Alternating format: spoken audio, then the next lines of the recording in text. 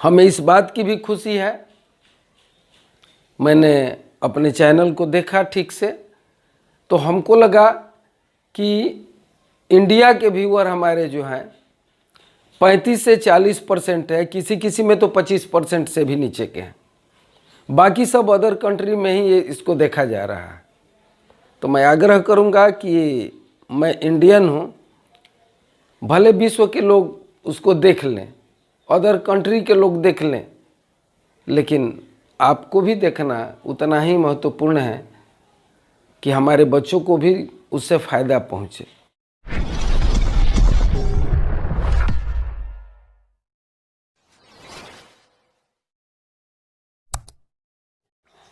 नमस्कार, आज कई दिनों के बाद मैं आया हूँ और सोचा कि वॉइस तो पूरा पढ़ा चुका हूँ और आप जानते भी हैं, रेफरेंस में आपको दे दिया हूँ कि वॉइस क्या होता है और वॉइस का मतलब क्या होता है। और मैं आज इसलिए ये तालिका को दर्शाया हूँ कि जो इतना दिन से वॉइस की जो चर्चा चल रही थी, जो पढ़ा चुका था, पिछले एपिसोड में भी हमारे आप देख सकते हैं, सारे वॉइस पढ़ा चुका हूँ। लेकिन आज मैंने ये सोचा कि सारणी में उसका कंसाइज दे दूँ। ये आपका बहुत कम में सारा फाइल जो है आपको समेट करके दे दिया हूँ। अगर आप इसको देख लेते हैं सिर्फ 10 मिनट, सिर्फ 10 मिनट में सब कुछ आपको समझ में आ जाएगा।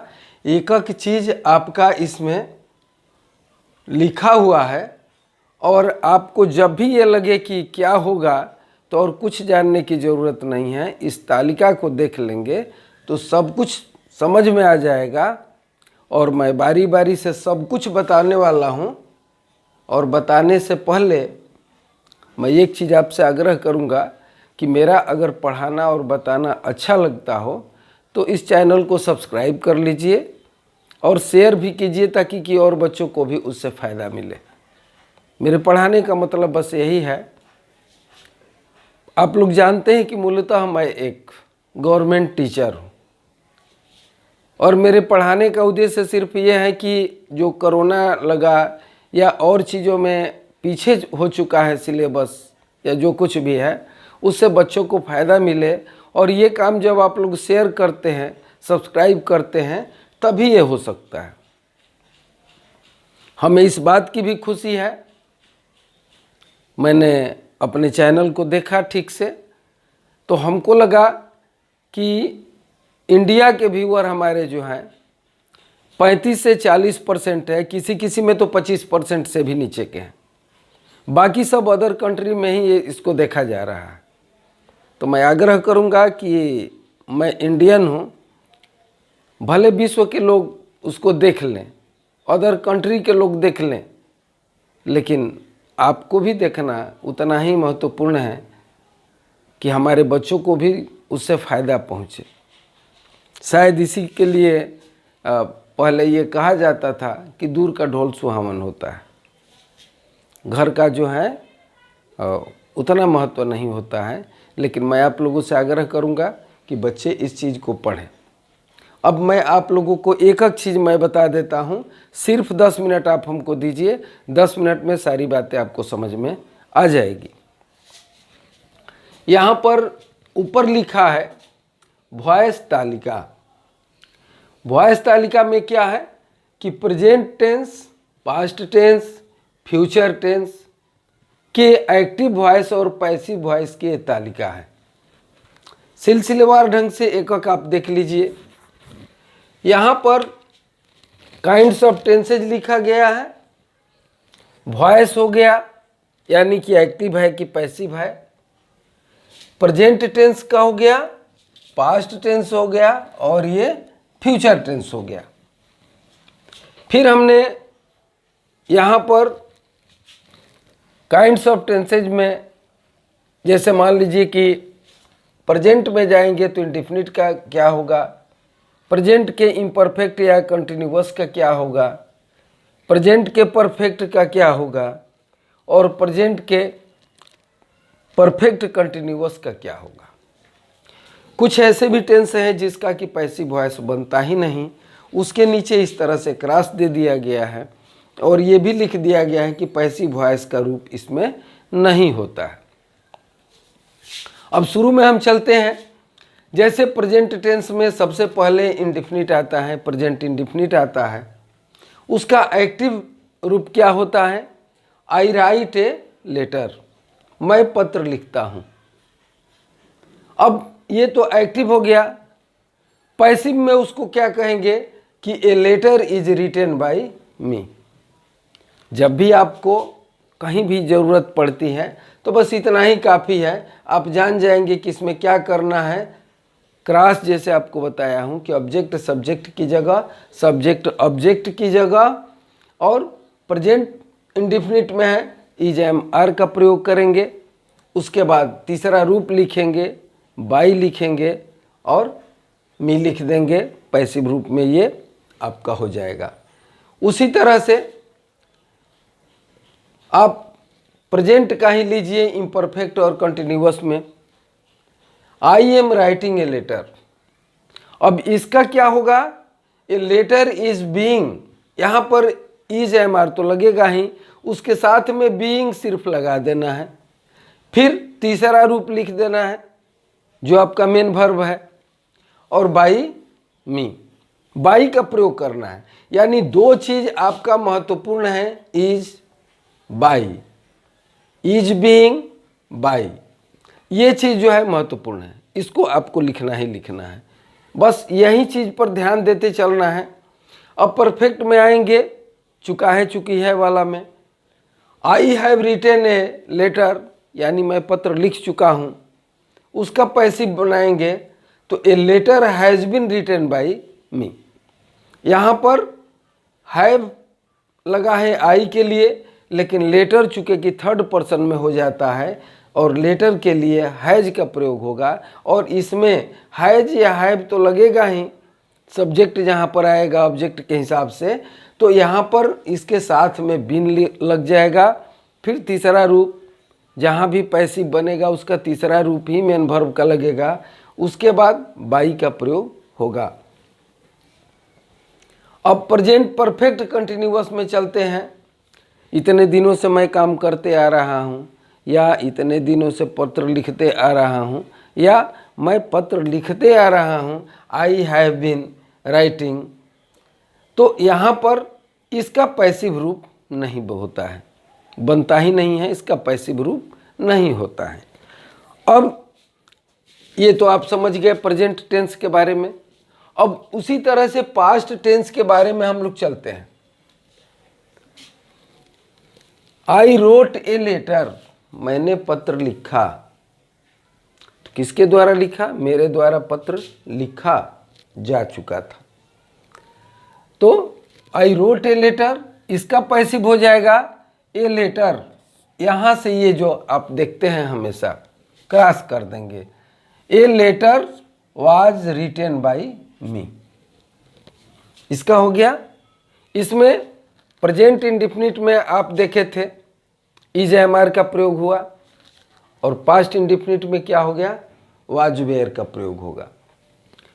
उसी तरह से पास्ट में जब इम्परफेक्ट में आएंगे या कंटिन्यूअस में आएंगे, इम्परफेक्ट या कंटिन्यूअस दो नहीं है, वह एक ही है, तो उसको हम देख लेंगे कि I was writing a letter, मैं पत्र लिख रहा था।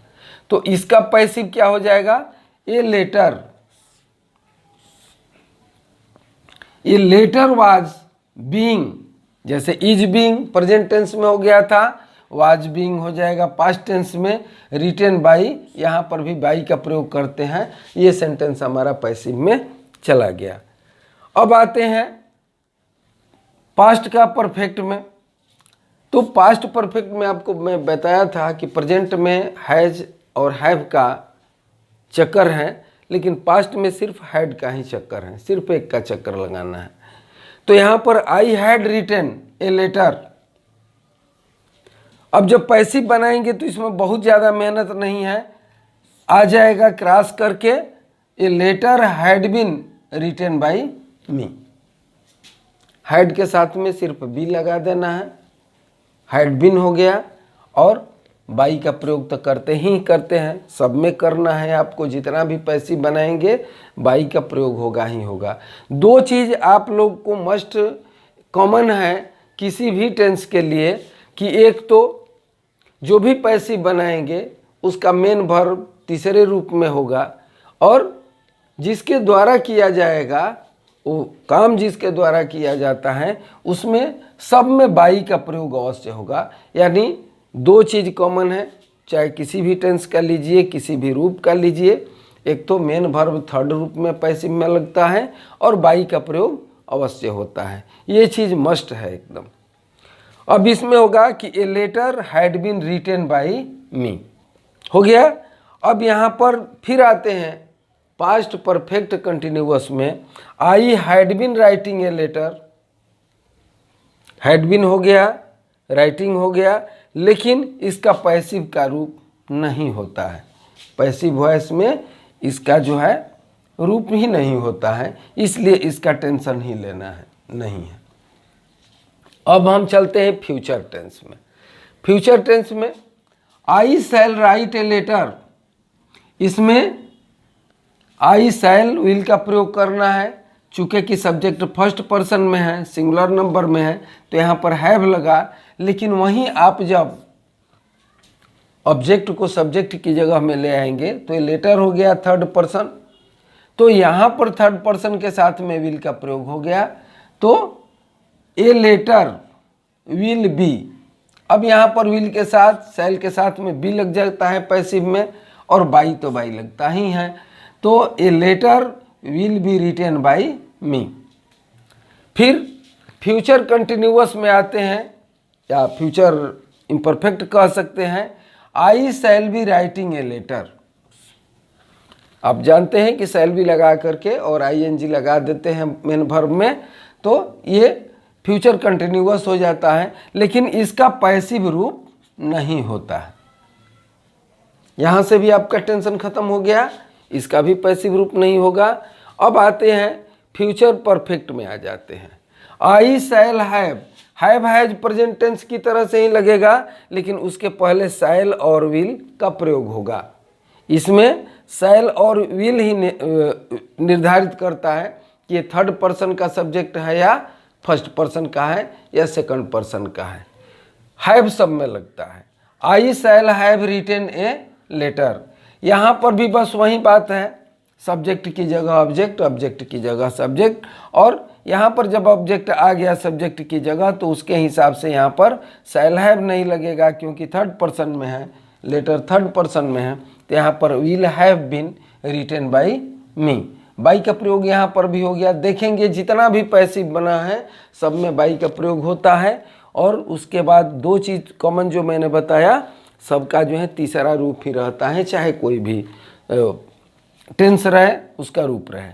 अब हम आ जाते हैं प्रेजेंट फ्यूचर टेंस में, फ्यूचर परफेक्ट कंटिन्यूअस, और वहाँ पर भी ये काम नहीं होता, उसका भी पैसिव रूप नहीं होता है। तो बस देख लीजिए जिसमें क्रॉस है, जैसे प्रेजेंट परफेक्ट कंटिन्यूअस का पैसिव वॉइस का रूप नहीं होता है, पास्ट टेंस में भी परफेक्ट कंटिन्यूअस का पैसिव रूप नहीं होता है, दो में तो दोनों में एकक में नहीं होता है, और फ्यूचर टेंस में फ्यूचर कंटिन्यूअस का नहीं होता है और फ्यूचर परफेक्ट कंटिन्यूअस का नहीं होता है। ये चीज़ याद रखना है। हमको उम्मीद है कि अब जो ये तालिका है, सिर्फ इसको एक बार आप लोग स्क्रीनशॉट ले लेंगे तो फ़ायदा ये होगा कि जब भी मन में कोई डाउट आए एक बार इसको देख लेंगे। बहुत ये टफ चीज़ नहीं होता है, एक बार इसका टेक्निक समझ जाना है। एक चीज़ उसमें मस्ट है कि सब्जेक्ट की जगह ऑब्जेक्ट, ऑब्जेक्ट की जगह सब्जेक्ट आ जाएगा, ये कॉमन चीज़ है सब में। दूसरी चीज़ ये है कि जिसमें भी पैसिव जब बनाएंगे तो मेन वर्ब हमेशा थर्ड रूप में ही लिखा जाता है। उसके बाद जिसके द्वारा वो काम होता है या काम होना जाहिर होता है उसके पहले बाई का प्रयोग होता है। तो ये चीज़ आपको, हमको उम्मीद है कि कंप्लीट हो गया होगा, दिमाग में बन गया होगा कि ये कैसे बनेगा, और उम्मीद करता हूँ कि आप इसको एक बार ज़रूर देखेंगे। इसका स्क्रीनशॉट ले लीजिएगा और बहुत ही हमको अच्छा लग रहा है कि ये थोड़े से रूप में आप जान जाएंगे। बहुत बहुत धन्यवाद।